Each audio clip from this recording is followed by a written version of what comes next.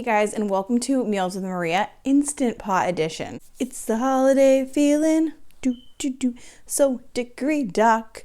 I don't know the words, but all the time is flying off the clock.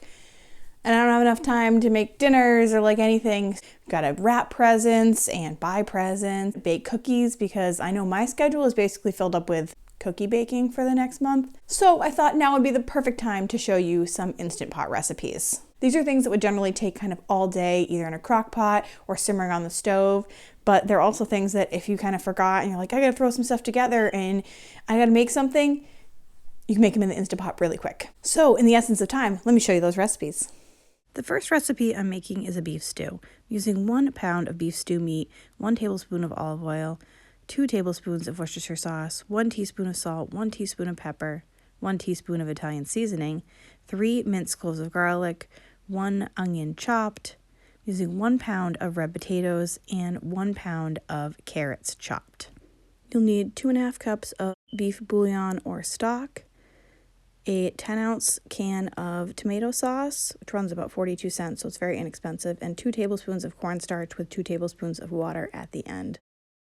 You're going to get started by peeling and slicing your carrots.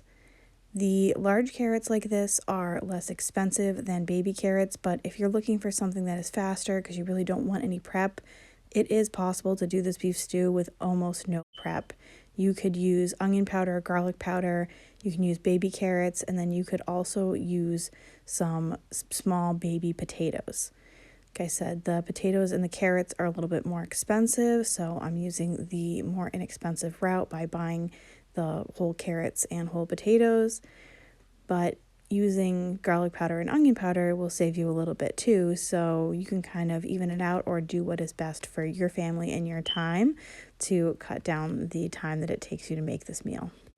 Once all your vegetables are chopped, you're going to want to set your Instant Pot to saute and add the 1 tablespoon of olive oil.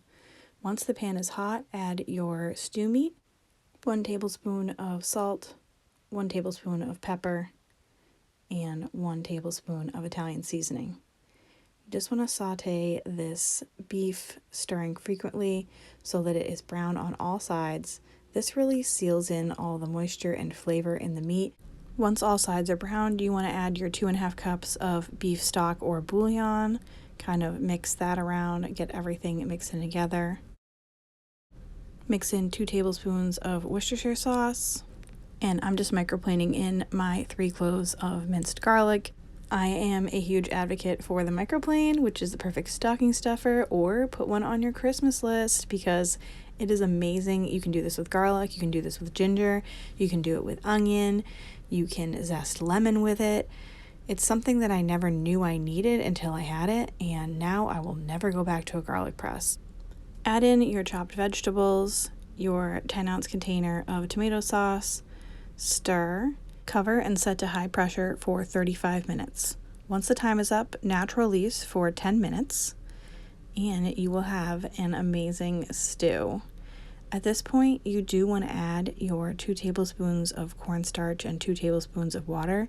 You want to mix those 2 things together and then pour them into your stew. Stir your stew until it thickens. The cornstarch and water is just a slurry that will thicken things up a bit, and it was really just perfect for the stew to give it just that little boost of thickness.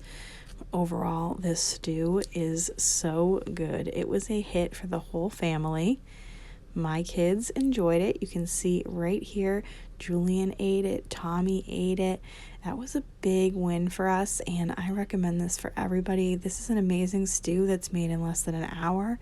Generally, it would take all day. This next recipe is for a white chicken chili. The original recipe calls for 2 large chicken breasts. I'm using about 1.5 pounds of boneless, skinless chicken thighs. And then I'm adding in 1 15-ounce can of black beans, 1 15-ounce can of white beans, 1 medium onion chopped. You could definitely substitute onion powder here if you wanted to or needed to.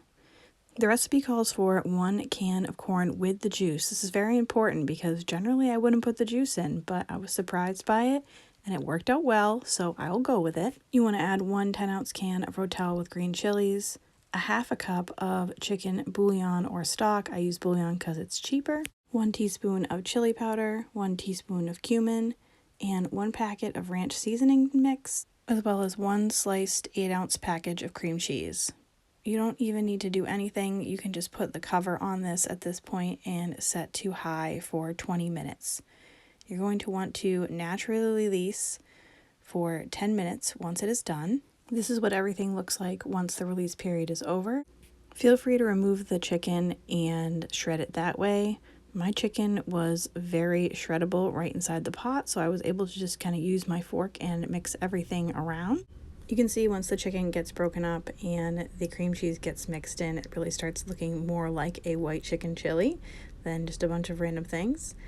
And with our chili, we're going to have some shredded cheddar cheese as well as some scallions. I just pulled these scallions out of the freezer. You can chop them and freeze them and save them and not waste them.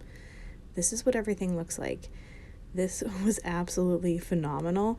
One of the best meals that I've made in a long time, and the entire family ate it. The next recipe is an apple crisp, and I'm not sure what's going on with the camera here. It's just a little fuzzy, so I apologize, guys.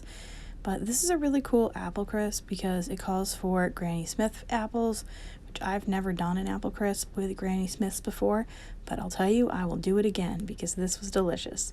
So you just want to peel your apples and slice them up. The recipe does recommend that you slice the apples thick or cube them because in the Instant Pot, the apples will get mushy if they're sliced too thin. So I'm using 8 apples, and then into the apples in the Instant Pot, I am adding 1 teaspoon of cinnamon, 1/4 teaspoon of nutmeg, 1/2 teaspoon of vanilla extract, 1 cup of brown sugar, and 1 cup of water.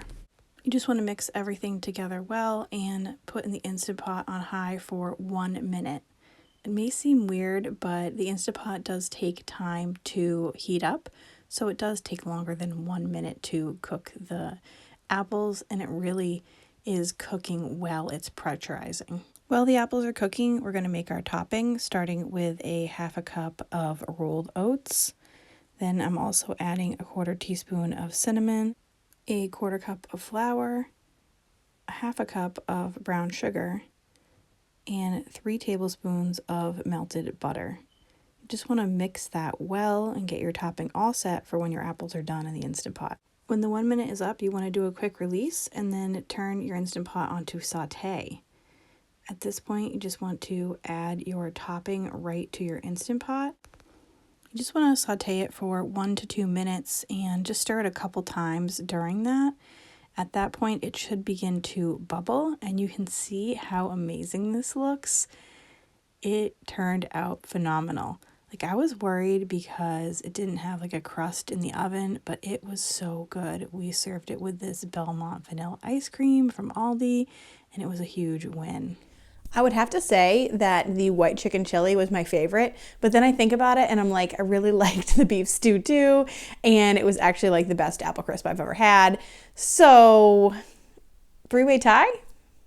Either way, these are some great recipes. I hope you got some inspiration. If you liked it, obviously, thumbs up for this so I can make more. And if you're new to the channel, I make things like this. I do crock-pot recipes, I do budget meals, I do extreme grocery budget challenges and hauls. If you're not already subscribed, make sure to hit that subscribe button and the notification bell so you don't miss anything in the future. If you like videos like this and you want to see one similar, I recommend this video right here because it's going to show you some amazing 4-ingredient meals. Thank you so much for watching, and I'll see you guys soon.